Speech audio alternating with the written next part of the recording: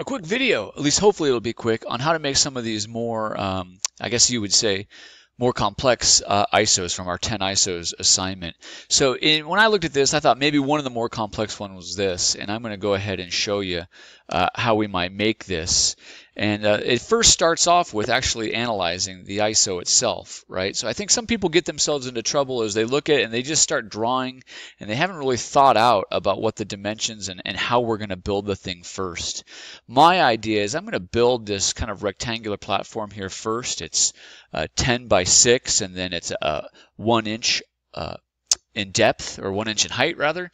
I'm going to build that first, and then I'm going to put some holes in it and then extrude this and put some holes in it. And in this video, I'm also going to show you how to quickly do these rounded edges. I know a lot of us are drawing circles for that, and that's a way, but we can also use the fillet feature. So we're going to take a look at how we get that. Okay. I'm going to go ahead and draw, and since I'm going to build up, and I usually like to draw on this, I'm going to actually build from the bottom up, so I might choose to work on this XY plane in this case. And the first thing I'm going to do is I'm going to build that base, and I'm going to do it with a center point rectangle. Oops, already screwing up here, guys. Center point rectangle. That way my things would be centered, and I know that I want this dimension to be 6 and the other dimension to be 10. And I'll bring it back into scale, and I'm going to go ahead and finish it. And I need to extrude at 1. That's nice. Already done quickly. First thing I'm going to do is I'm going to round those edges. And we're going to use then this, where is it up here? This fillet feature right here.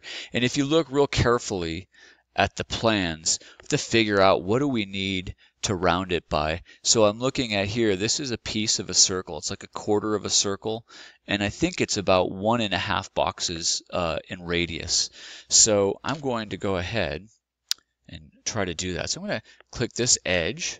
One of the things it automatically does is it says, hey, you're picking an edge. Maybe you want to fillet this or round this edge. That's this. It's also this up here. So I'll go ahead and do that. And I'm going to say I want it 1.5. Right. That looks more or less like what I want. I'm going to go ahead then and round this edge also. Fillet it, and it remembers the last one I did. Maybe you want to do that again. And there it is. So that's my base already. So another little handy thing to know is about our home view. A lot of times it's nice to have this match what's on the 10 ISO sheet or the plans. So if I go over here and I look at that, and I look at my 10 ISOs, the orientation's a little bit different. So one of the things that I can do is I can set something different here. Maybe I want this to be my front view. So I'll go over here and I'll say set current view as front. So every time I click front is in that case. I'm going to go ahead and orient this thing how I think that isometric would look, like that maybe. And I'm going to go ahead and hit this. And I'm going to say set current view as home and fit to view. And that way, when I move things around and I go home, it's oriented more or less like my picture is. And that's sometimes helpful for me. Let's put some holes in this. The holes have a radius of 1/2 inch. So let's go ahead and put those in there. So we're going to sketch on this face. And I'm going to rotate my box just so it looks sort of more like my plans. And the first thing I'm going to do is I'm going to put a circle in there first. I'm going to hit this, and then I'm going to look, be real careful. I'm going to have this corner, and then it gives me the center point, and that's what I want. Drag that out. I'm putting in 1/2 inch. There's a hole. Do the same thing over here. Hit that curve, so it's going to mouse over and show me that center point at some point. Where is it? There it is. And I'm going to drag that out and make it 1/2 inch. And then the last one I want to do, and I don't have a curve to do it, but I can get some idea here, is I want to set up a hole here, and I want to make it again 1/2 inch in radius.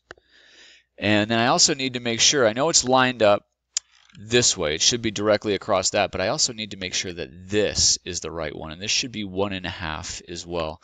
So I'm just going to dimension that from the line to the center point, and I'm going to make this 1.5. There it is. I'm going to finish the sketch.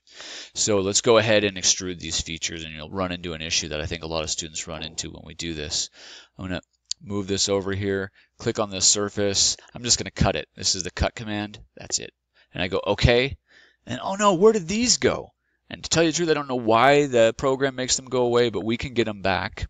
This is we're working under extrusion 2.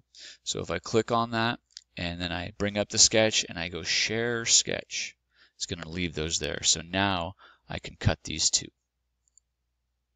Let's cut it. Oops. Okay. And make sure we're highlighting the right surface, the right profile, and we'll cut it.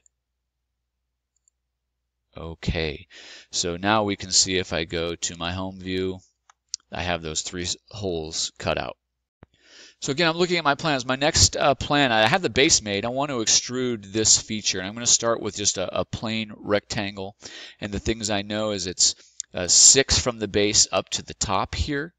It is 4 across in this direction. And then when we do get to extrude this rectangle, it's going to be 2 inches in depth. So I need to draw on this surface. What was going to do a start sketch? Put it in there and make it. And again, for me, I want to orient it more like that. And I'm going to go ahead and start sketching that shape in. It needed to be, look at my plans, I already forgot, 4 in this direction, 2 in this direction, and then I'll just complete that, make it a rectangle. Finish sketch. And then let's extrude that 6.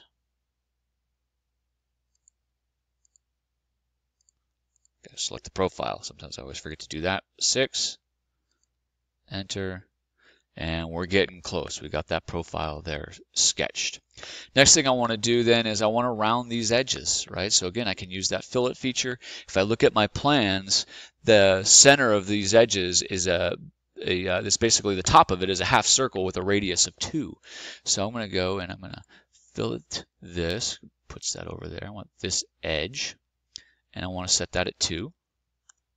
And I'm going to select that other edge, again fillet, and remember select 2. So now look how fast that was. Didn't draw any circles.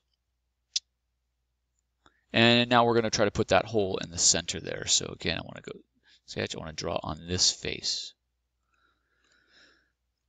So I want the circle, and I find that, I don't want to make that circle yet.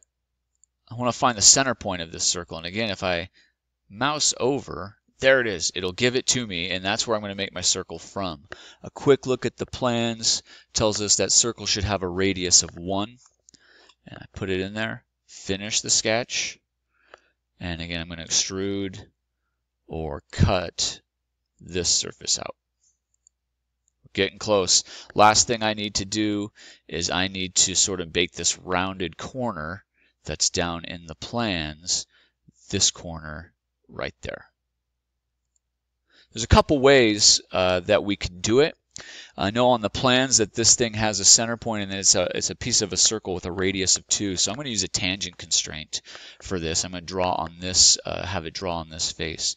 So I'm going to start my sketch, pull it up there, move it around. I'm going to make a circle. And I'm going to make a circle here, and I just want the radius to be 2. And I'm going to use a tangent constraint. I'm going to make this circle tangent here and here. And I think I actually already have it tangent here and there. It's already actually tangent. And these are my little tangent constraint signs. Those are constraints, right? Get out of that, and I'm going to trim the rest of that circle away. So I have this piece right there, and then I'm going to see when I'm doing a little experiment. Let's see if it's going to actually have these things connected for me, and if I can extrude it just based on that circle. I'm going to look at and I'm going to do extrude, pick this piece. I think it's going to work. And I want to go in the other direction, but I only want to go 2. And there it is. It is finished. So when we go back and look, right, it took me, this is the history of how it was built. And I have 7 extrusions. Some people might do it in less even. But if you're trying to work on a complex piece and you're getting like 14, 15 pieces from 10 ISOs, that's really hard to diagnose where you went wrong. There's so much going on there. If I were to get past here and it's not working, I would actually start anew. And again, think a little bit about where we want to start and what each part of the plan should be. All right, hopefully that helps.